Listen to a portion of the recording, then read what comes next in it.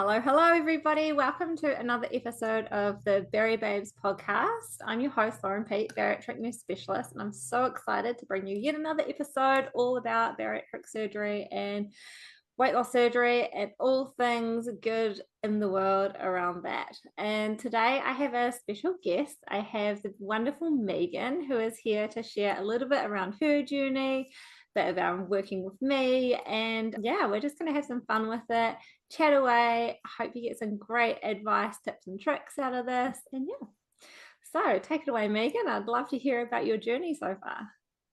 Yeah, thanks, Lauren. I am just coming up to 4 years post-op next week, I realised. And it was an interesting journey for me to get to surgery. I went to the GP, said to her, I think I might need to see a dietitian because, of course, I tried every diet, everything in the book. And she was the one who said to me, have you considered surgery? And I went, oh, am I sick enough for that? I thought you had to be really unwell and all of those things. And so she talked to me about that and she was really supportive of it. So that started the process for me. And at the time, I work as a midwife and I was on call. So I had really small window of when I knew I was going to have annual leave that my surgery had to fit around. Otherwise, I was going to have to wait about well over 12 months or more just to find that space. So I went for my first consult with the surgeon. I went privately here in Dunedin. And yeah, when I had finished the consult, I went to talk to the admin people and she said, I've got a date on this date, and it happened to be exactly when I had leave planned and no caseload booked. So that was that. That was how I got to that date. It all fell into place. Yeah, so surgery was really straightforward for me. Up and about, same day of surgery, walking to the bathroom and those kind of things. And yeah, just learning to navigate the new normal, being on call, not knowing when I was going to get home, really having to be incredibly organised and thinking ahead with all the food options and trying to keep on top of the liquid. I took 3 weeks off post-op. And probably the first few months, like looking back, were challenging, but I got there really. So that's my kind of journey. Yeah, cool. And I love having medical professionals on this because I'm one too, so I totally get the world you're coming from. That I know how hard shift work is. And so can you tell me more around shift working after weight loss surgery? Do you have any tips or tricks or any struggles or funny bits that popped up along the way? Shift work. So I worked on call for another year after surgery and then made the decision to go into shift work. And that changed things even like to a different place, really, particularly around night shift.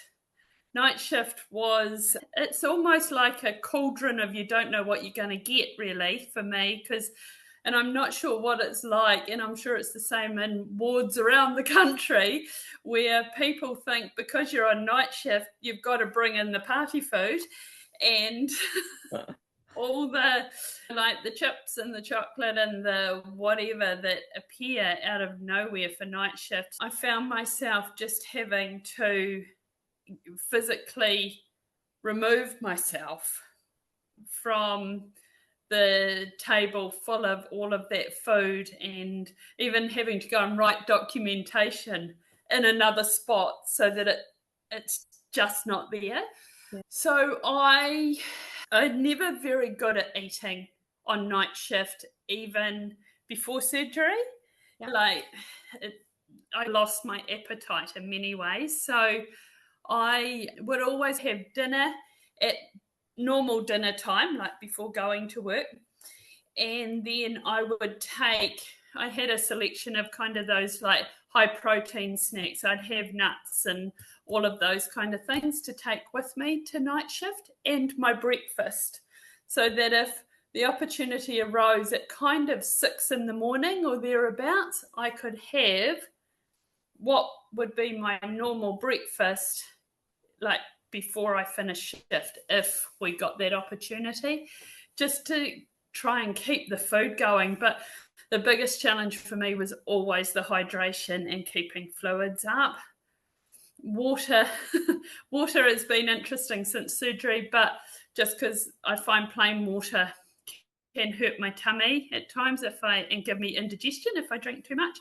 But just keeping the fluids up overnight shift, I go off coffee, and just remembering to keep drinking.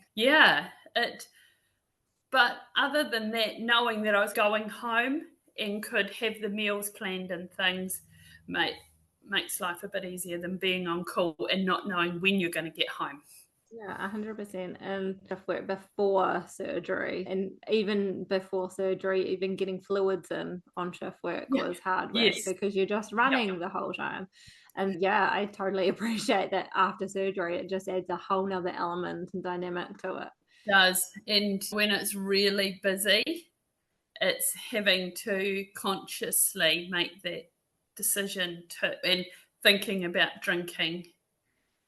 Yeah, just whenever you get the opportunity. Yeah. And sometimes, honestly, I get to the point, even on day shift when it was nonstop in the maternity unit, like when your feeling is dry and you know that you're really thirsty, it takes a bit to get back from that, to be able to get in enough fluid.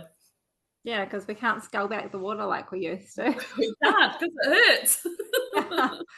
And so being that water doesn't sit that well for you, which I know for a lot of people after surgery that happens, what tips or tricks have you found that works well for you in that regard? I often will have just a little bit of low sugar or no sugar cordial in my water.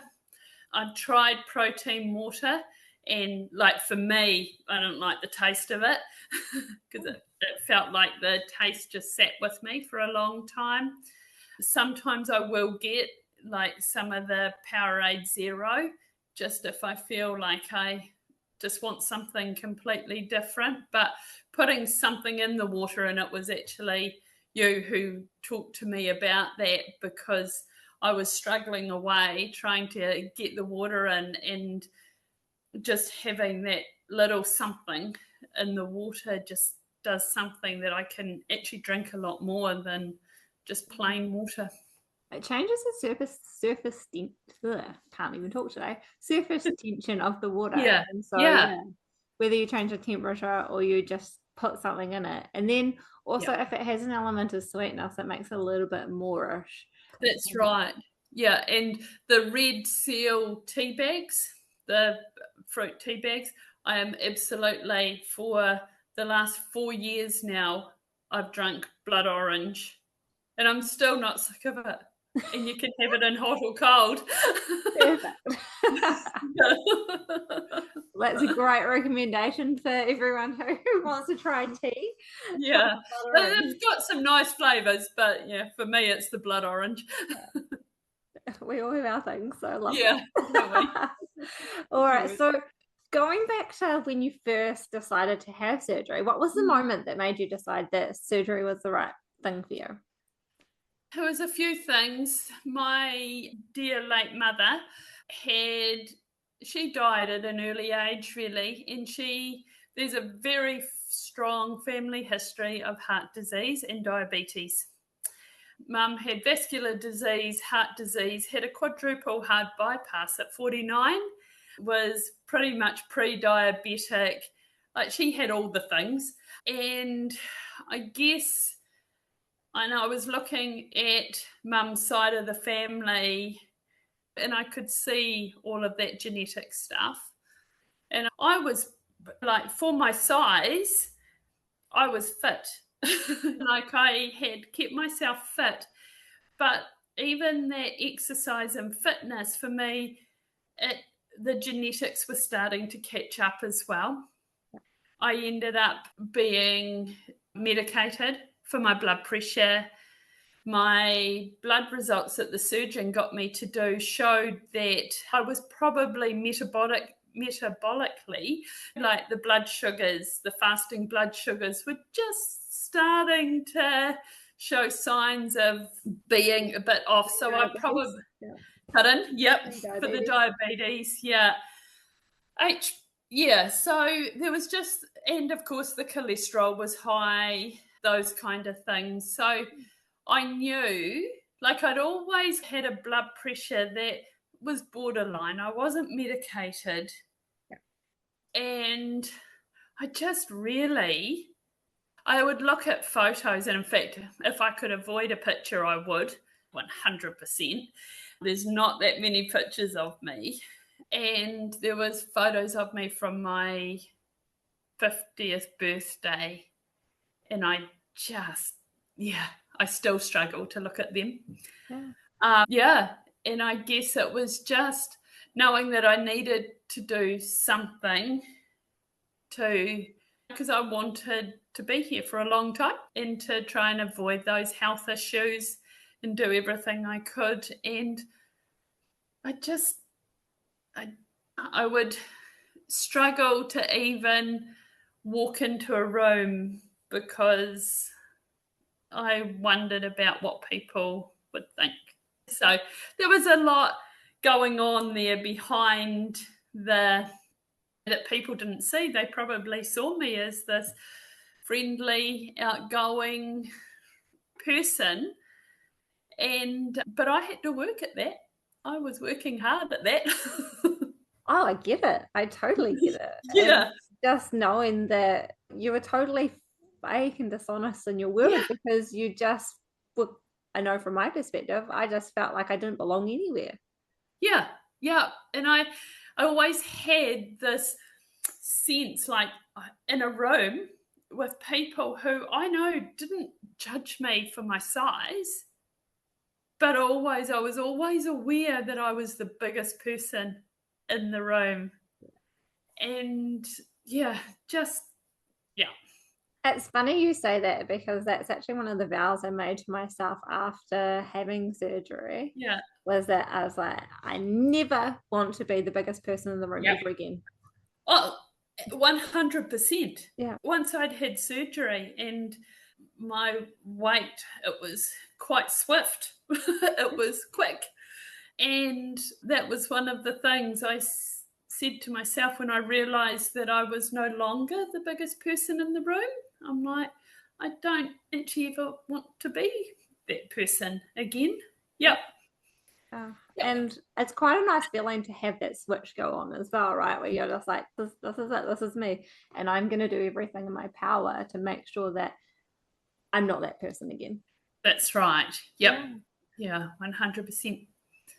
So what was your biggest challenge in the first few months after surgery and how did you overcome it? Biggest challenge? Good question. Gee, it seems so long ago now, doesn't it? And it was just knowing what to eat.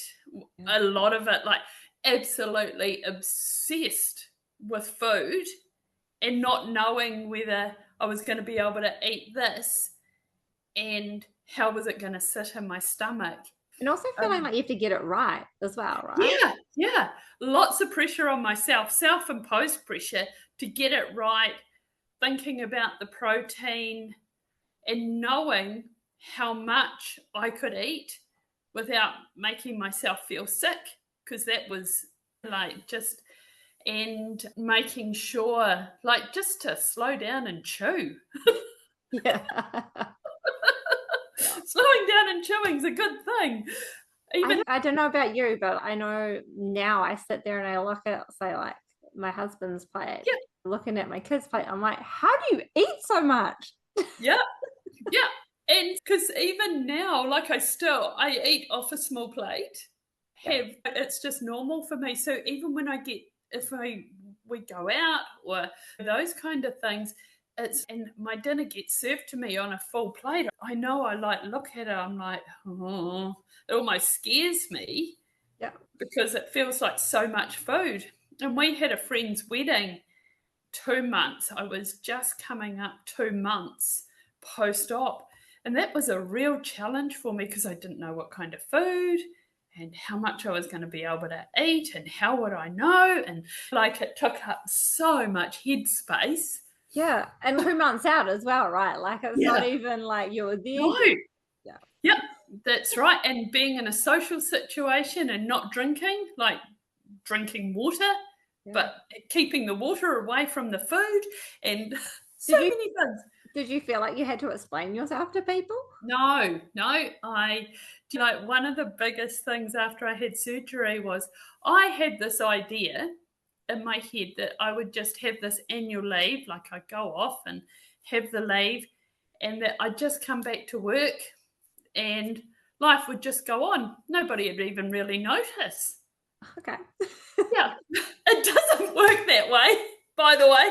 And no, it doesn't. Two things that happened. One, a friend of mine, she told somebody who then told lots of people. So all of these people, like, that was that. I'm like, okay, can accept that. People know. At least they know I'm not sick. Yeah. And the weight loss in the first weeks was quite significant. Well, by the time I went back to work, I think I'd lost, including pre-op, I'd already lost, I think it was about 14 kilograms. So I'd already had to go shopping for some new clothes for work that would actually fit me and weren't hanging off me. So, yeah, my plan was never going to work. But we come up with these like really structured, thought out plans that were like, this is going to work, and it goes sideways. I know for me, I told my work that because I was not sure around telling people, there was a lot of stigma back when I had surgery. Yep. And there still is to an extent, and working hard on trying to change that. But I was like, I'm not telling them. I said I was having stomach surgery. That was what I left it at. Yeah. And then my boss had already been on her own weight loss surgery journey. Not weight loss surgery, just weight loss journey. I don't know if she had surgery or not. And I remember her pulling me aside. I think I would have just hit double digits. Yeah. And she pulled me aside and she's, you're not going to lose any more weight, are you? Oh. And I was like, I can't help that. Like, I'm going to lose what I'm going to lose. And I'm not even near my goal weight, like my overall goal. My goal after surgery was to get to double digits. And from there, I was like, world's my oyster. I'm going to get to my ideal 75 kilos. And so it was really interesting how much, because that still sits with me, right? What my boss said. And so it's amazing the impact that people's comments actually still have, that you give weight, even though it's in a positive respect. Because no one made comments at least to your face when you started getting bigger. No. But then all these people, you're right, people like all of a sudden feel like they can comment on the fact that you're losing this weight. And I had more than one person say to me, oh, I hope you're not going to lose any more. And I must have only been 4 or 5 months post-op. And I'm like, I have no control over this right now. Yeah. We're just seeing where this is going to land. Because I didn't know. I could have stopped losing weight the next day. That's the thing. You just don't know, do you? Don't know. And there's so many variations of normal there as well. So some people do stop at 6 months. It's unfortunate, but also you need to look at the other reasons why you might be holding on to the weight. But also some people keep losing past the 18-month mark. Yes. But it's so varied. Yeah. So if you could, knowing what you know now of your journey, so been 4 years post-op versus that first year, if you could give one bit of advice to somebody who is in that first year, what would it be? What would it be? I think it's just believing in yourself and trusting yourself. Like, we all make mistakes, and there were always, like, I know a number of people have had weight loss surgery and they're like, oh, I did this and I shouldn't have. You didn't make the right food choice that day, or all of those things. And I became obsessed by the scales because I love that they just kept on going down. Yeah. Yeah. It's what we've been dreaming about, right? Yeah, absolutely. And I think like you get to a plateau and you just stay there for 3 weeks or more, and it was just like you're still doing all the same things, but it was almost like somehow your body had to catch up with you. And so it's just when I say trust, it's like actually just keep doing what you're doing and it will just happen. And it's such a big learning curve that first 12 months. Huge. And like even as much as you're losing the weight in that first bit, the mental, it's a different mental kind of game to what it is when you're 4 years post-op. So yeah. I almost reckon that first year is such a roller coaster, right? With the stalls and everything, you're like, is this it? Is it this the end of it? Yep. And then all of a sudden you're like, oh, I'm losing again. Yeah. You're like riding that high for a bit. And then all of a sudden, stalled out. Is this the end? Oh, I didn't get where I wanted to go. And so, it's crazy. It really is crazy. Yeah.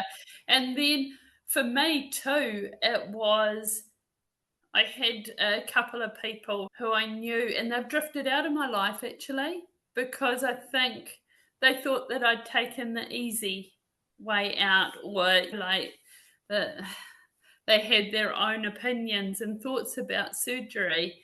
And that too was in those first 12 months. I'm like, oh, and I tried hard for a while to maintain that friendship, but soon realized that actually I was just going my way and this was what I'd chosen. Yeah. And then I get that. It's like they call like relationships that fall over like the bariatric divorce in terms of husband-wife type thing. But I actually think there is also people in your life that you end up on different journeys because whether it's jealousy or they just you're not the fat friend anymore. I feel like that's a story that popped up for me. And then but also like their insecurities, and maybe they didn't want to be the fat friend, and all of a sudden you're no longer that spot for them. And so that is really challenging. And how did you process those friendships walking away? Was it something that you saw happening, or was it something that you It just took time, I think, for me. Yeah, it just took time, and I just realized that actually I just needed to walk away. From just trying, because if it I have this theory in life that if you really got to push it and you feel like you're trying too hard and you're pushing, then it's probably not meant to be.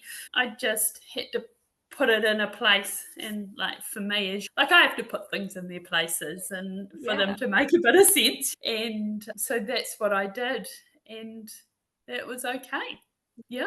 I literally, so my inspiration for having surgery, we're no longer friends. And I don't do very well with being in limbo. So I need to know yes or no around things. And so she started ghosting me, much like what you described, and wasn't replying to my messages. And I was like, what have I done? And then I started getting all up in my head around it.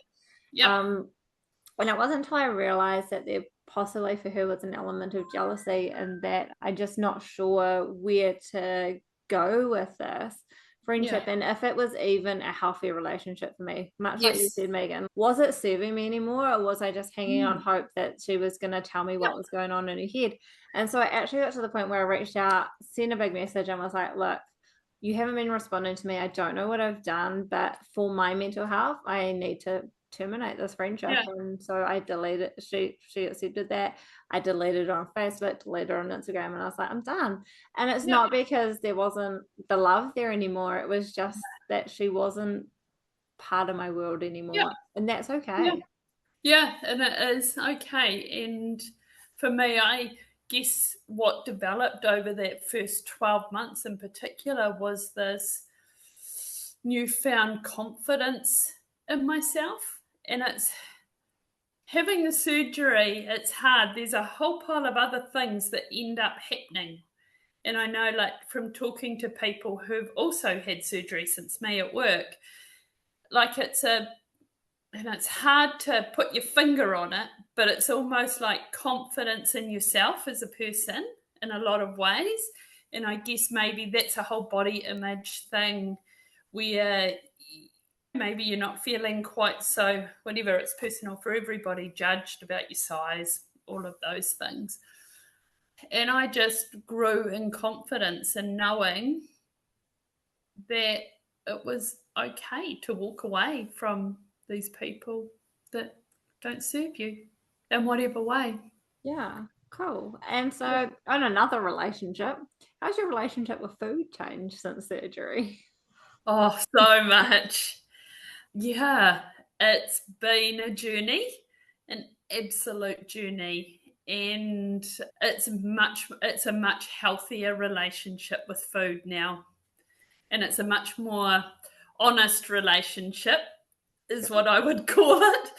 We've come to a place of a lot higher level of honesty, like emotional eating or secret eating, hiding stuff in the back of the pantry so no one else could see it, so they didn't know I was eating it.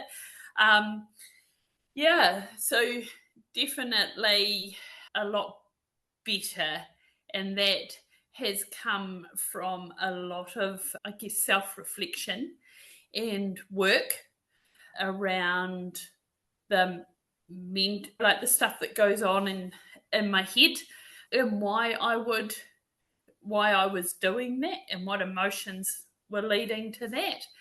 And the last 12 months, as you're aware, have been particularly tough with lots of life happens, eh? Life really happens.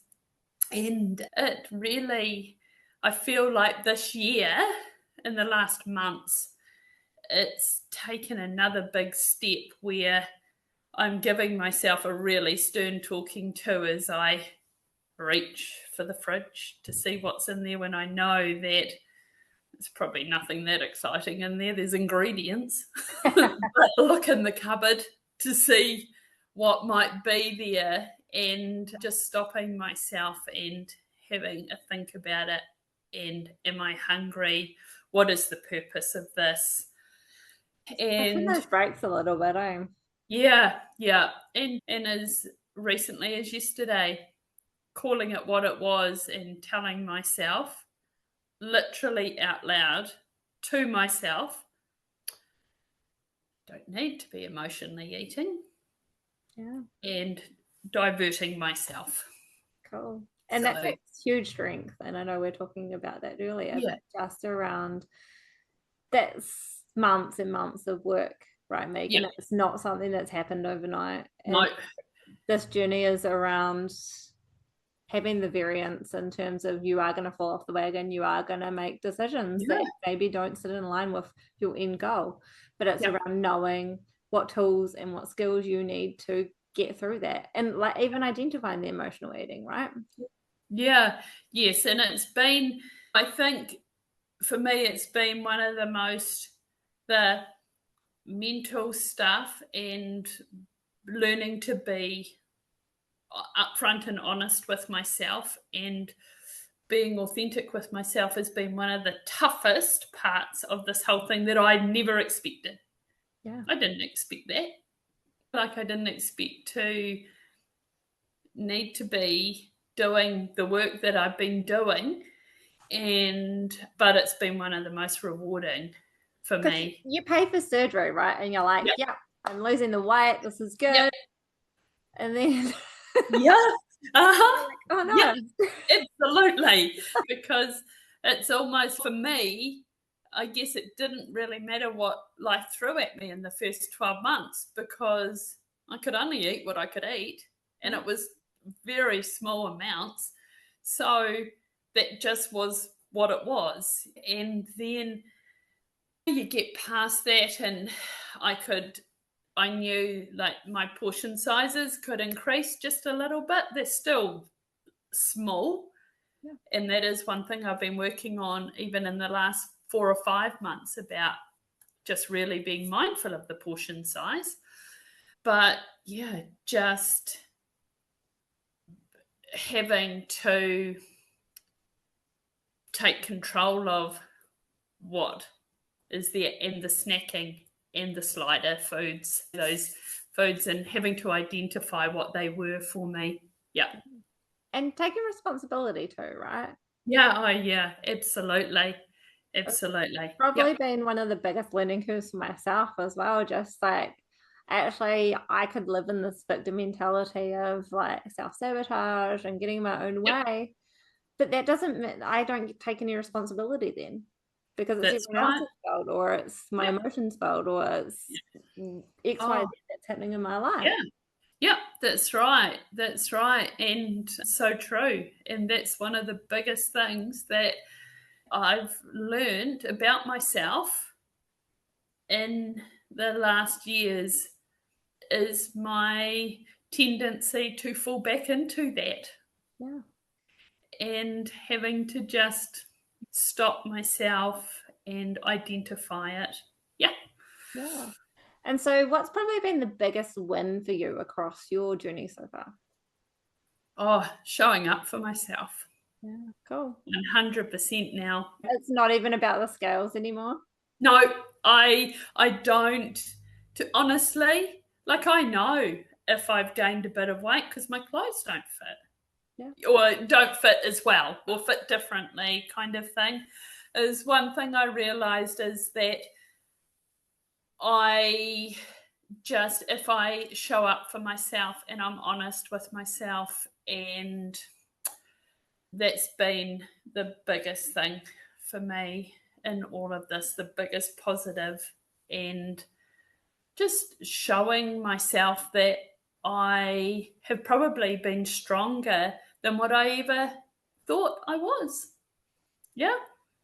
And that's amazing. And that's so Yeah. inspiring, Megan, because I think as people who go through weight loss surgery, we come from this place of low self esteem, low confidence. To be able Mm-hmm. to show that you've grown into this wonderful person that you are is just truly amazing. And it's not just a front, right? It's actually who you are as a person now. Yeah. Yes. So, Yeah, absolutely. And it just fills me with a sense of real achievement, knowing the changes. And I've fallen off. I've fallen off my wagon and had to pull myself back up again and put myself back on more than one occasion in the last years. But just knowing that I can do that and identifying where that's come from, the voices in the head and the self-sabotage behavior and those kind of things. And that's about being honest yeah. as well and facing stuff. Yeah. Yeah. Which Yeah. takes a lot of courage. Yeah, it does. Yeah, it really does, to just, yeah, be willing to be vulnerable and to work through it. Cool.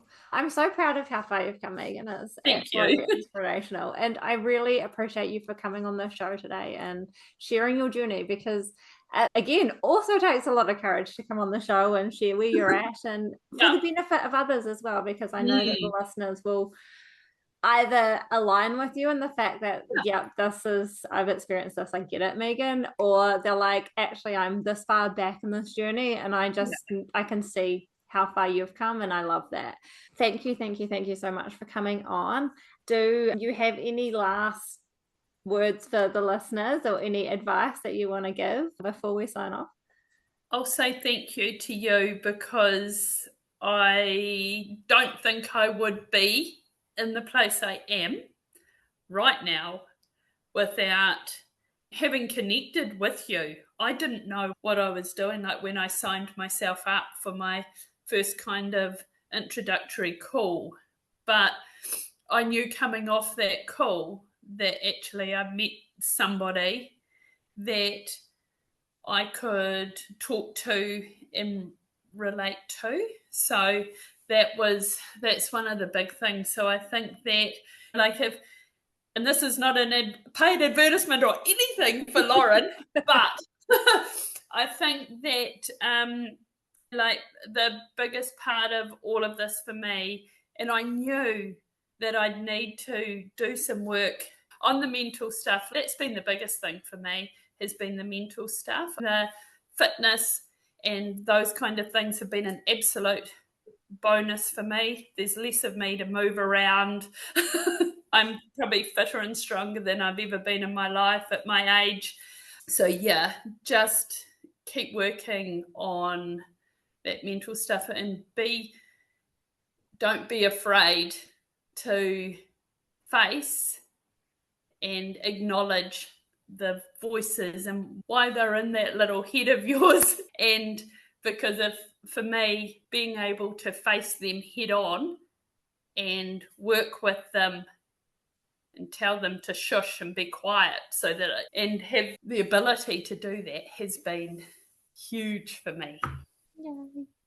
And I love that. And it's been such a pleasure to work with you as well, Megan. And because I've been able to witness that. And that's what I love about working with all my bariatric patients is that you guys keep me on track as well, because I live it every day, live and breathe it. And that's Chantal in the other episode talks around the Success Club. Megan's done more one-on-one work with me. And so it's really around meeting you where you're at so that I can give you the best amount of support that I can. And so yeah, thank you so much for putting in the effort as well for yourself, because the future you is thanking you every single day for how you're showing up for yourself. And yeah, it's such a privilege. I have to reinforce that for everybody that I work with to be a part of your journey, and particularly you, Megan, as well, because I'm talking to you right now. But it's really around, I don't take it lightly to be welcome into people's headspace, and I do see it as an honor and a privilege. Yeah, I love that I can make that big difference in your world. So thank you. You're very welcome. Thank you. All right, so that is the end of this episode of the Berry Babes podcast. We will catch you in the next one. Thanks, guys, and thanks, Megan. Thanks.